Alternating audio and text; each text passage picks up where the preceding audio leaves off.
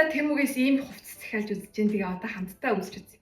За эхнийх нь ийм тааран цэгэр палаж байна. Яг гид саваараа хит их барихгүй болохоор юм хүм туваад авахгүй амар санагдлаа.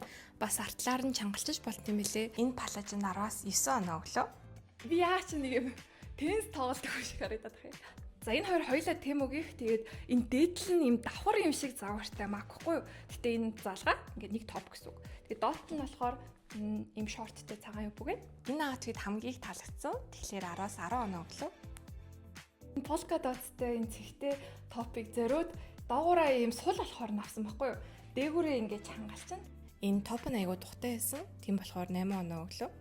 Энэ топ нь болохоор надад цэнхэр өнгөнд байдаг байхгүй юу. Тэгээ би шарын нэмээд авчлаа. Цэнхэр өнгө нь илүү таалагдсан. Тэгэхээр шард нь 10-аас 9 оноо өглөө.